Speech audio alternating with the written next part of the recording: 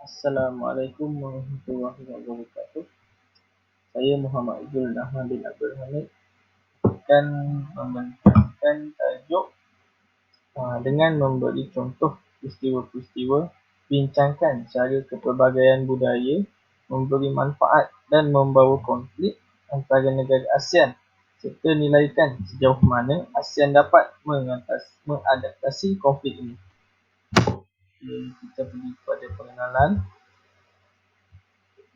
Association of Southeast Asian Nations (ASEAN) ditubuhkan pada Ogos 1967 hasil daripada persefahaman 5 buah negara berjiran bagi menjaga kepentingan bersama baik dari segi keselamatan maupun perdagangan. Negara awal yang menyertai penubuhan kerjasama serantau ini ialah Malaysia, Indonesia, Singapura, Thailand dan Filipina. Kejayaan ASEAN dalam pelbagai perkara telah menarik negara-negara lain dalam rantau Asia Tenggara untuk turut menyertai penubuhan ini.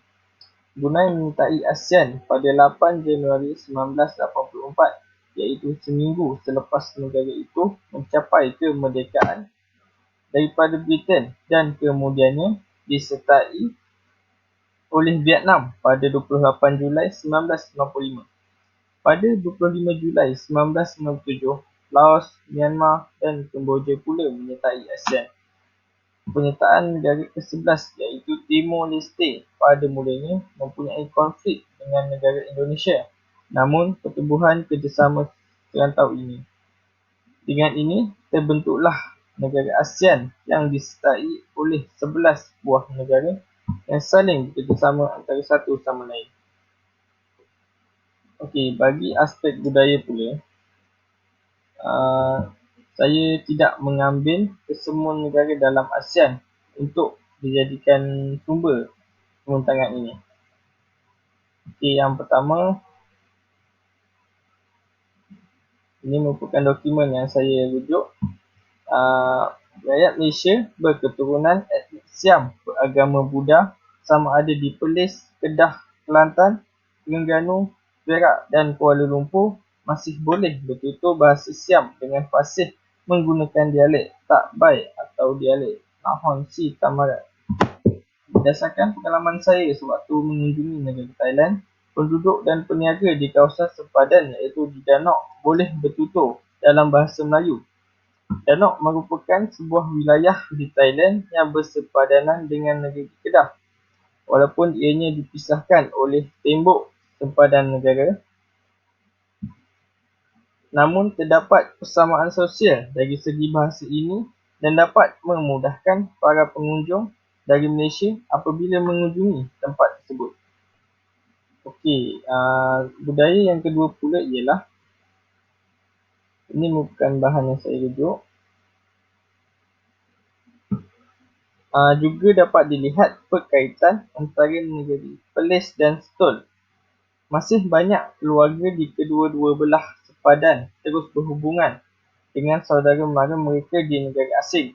Kemajuan sistem jalan raya, darat dan pengangkutan laut turut merangsang lawatan fizikal antara Perlis dengan Stul sama ada bagi menghadiri perkahwinan, bertakziah dalam pengebumian, meraihkan kesyukuran, melawat yang sakit, menyambut perayaan, mengucap selamat naik haji atau menunaikan umrah, atau sekadar menziarahi saudara mara yang dihormati.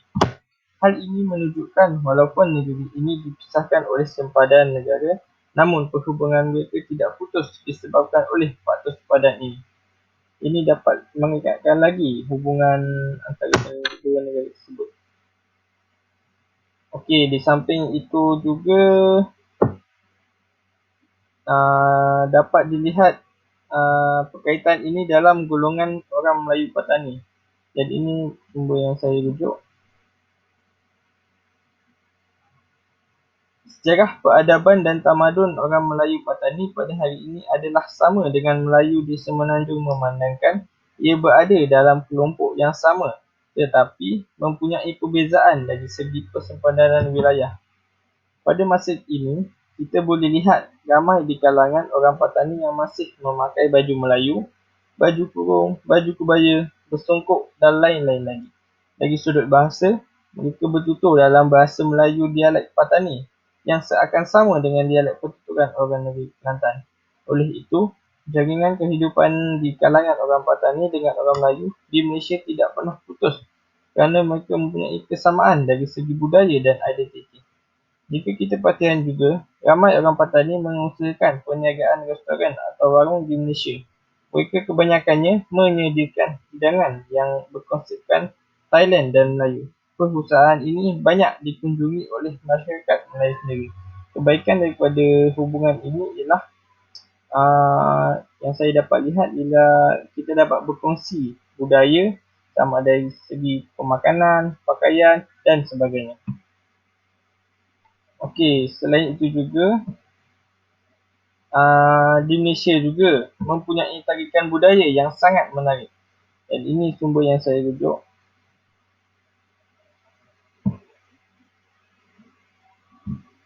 Saya mengambil contoh di negeri Pulau Pinang. Faktor budaya telah menarik ramai pelancong luar untuk mengunjungi tempat tersebut. Antaranya ialah Boria atau sejenis teater tradisi yang unik kerana memiliki pengisian lakonan lawak jenaka, nyanyian, muzik serta tarian. Ia merupakan seni nyanyian dan tarian yang diilhamkan daripada kebudayaan Parsi atau amat popular dalam kalangan masyarakat Melayu. Selain itu ialah Cinggay. Ia merupakan upacara berarak dengan memikul tiang bendera gergasi yang dianggarkan setinggi 10 meter pada bahu, dagu serta dahi dan kemudian melambung tiang bendera itu kepada rakan tarinya.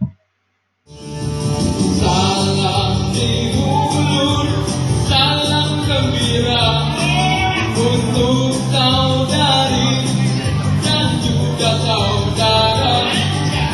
Persembahan Korea menyusul bicara Korea budaya lestari membuka acara.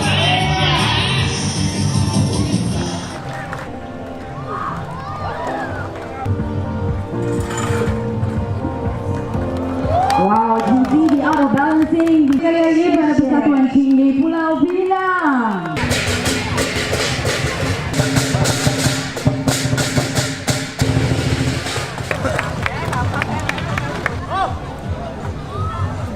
Oh, itu dia. Naik tinggi. Wow, wow. And yes, support, udah. Not only practice by Chinese heritage, it's something that keep alive beyond and above and beyond.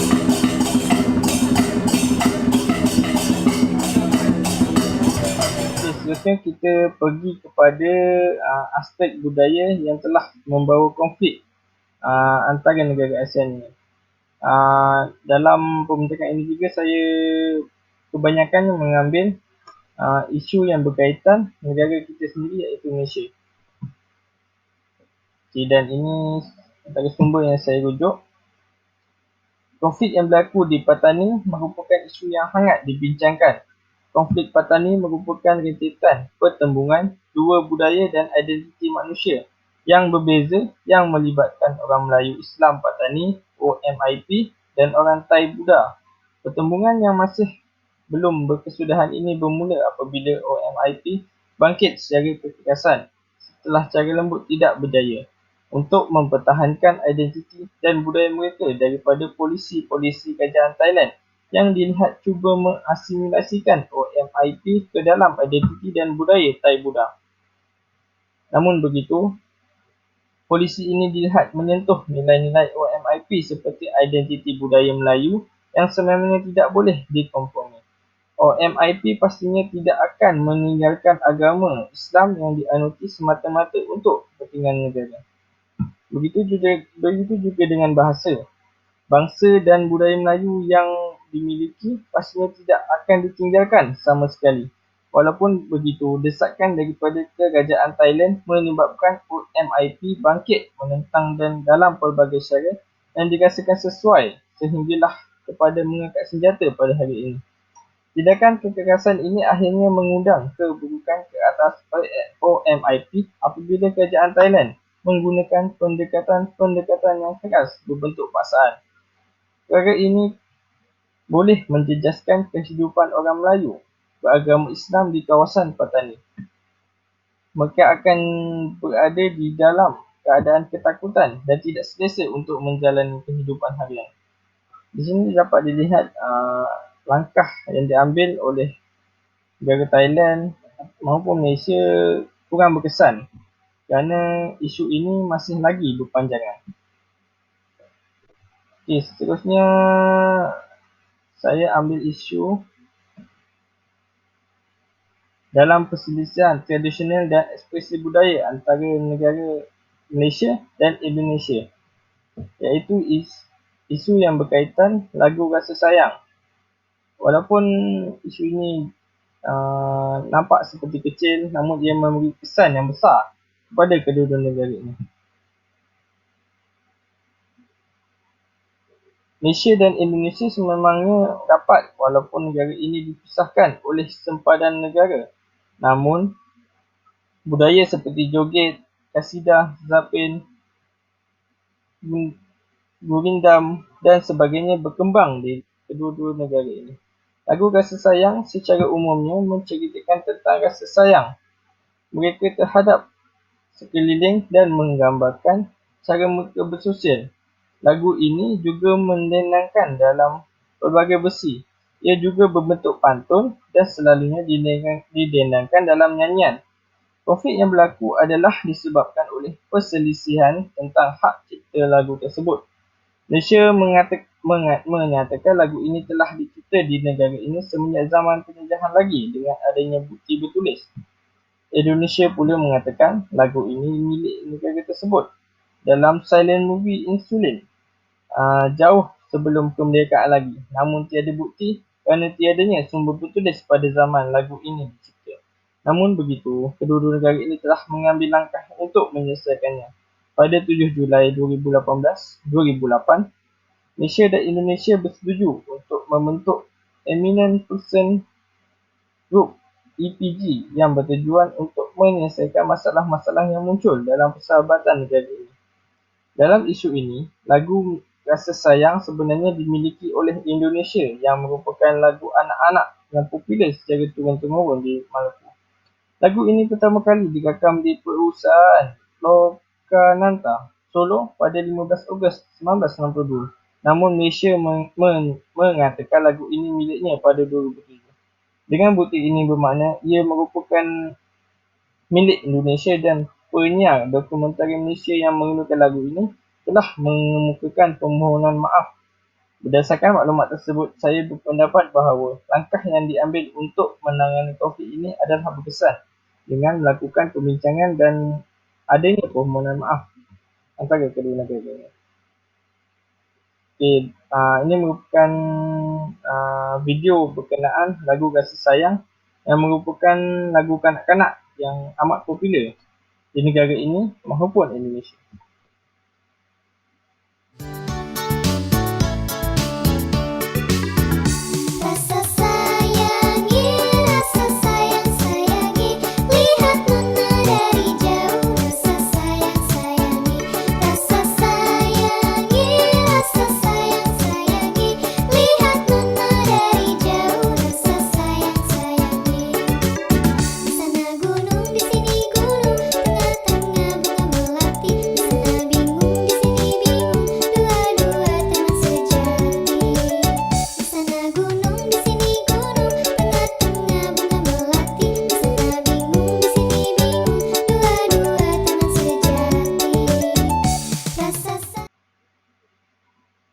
Okey, seterusnya kita ambil isu Malaysia dan Indonesia lagi, iaitu isu tarian pendek.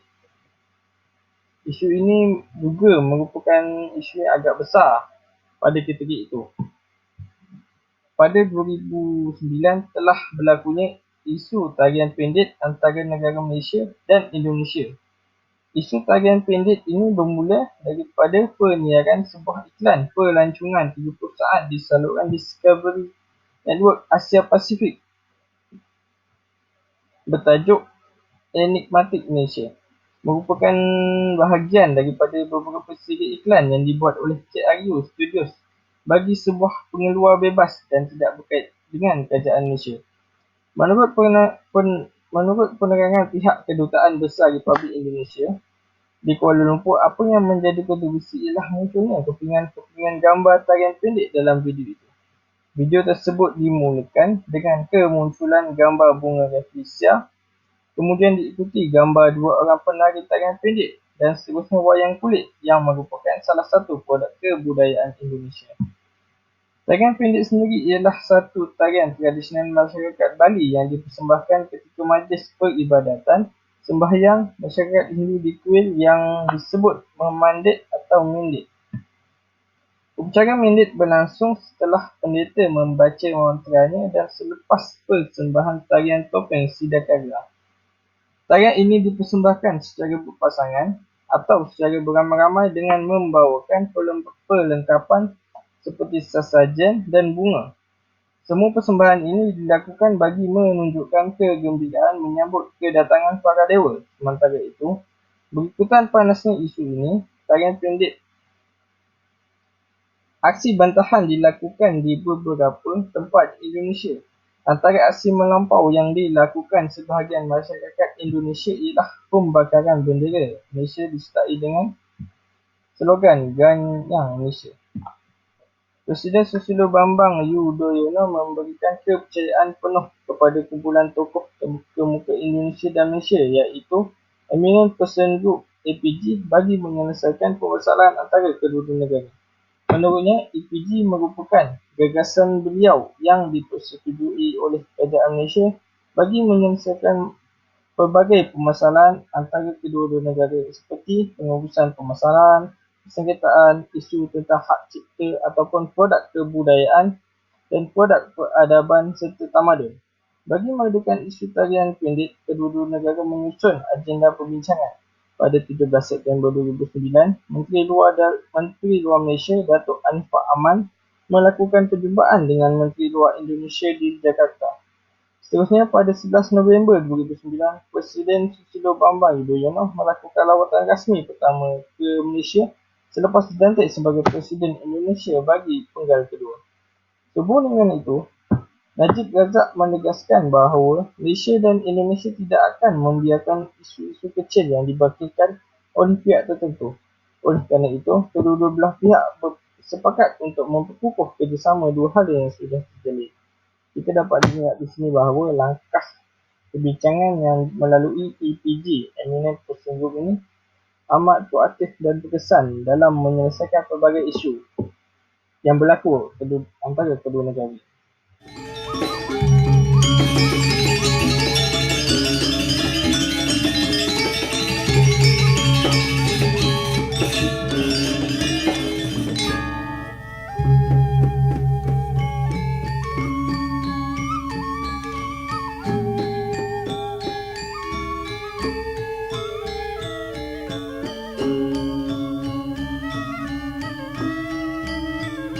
Joko Sulistiawan.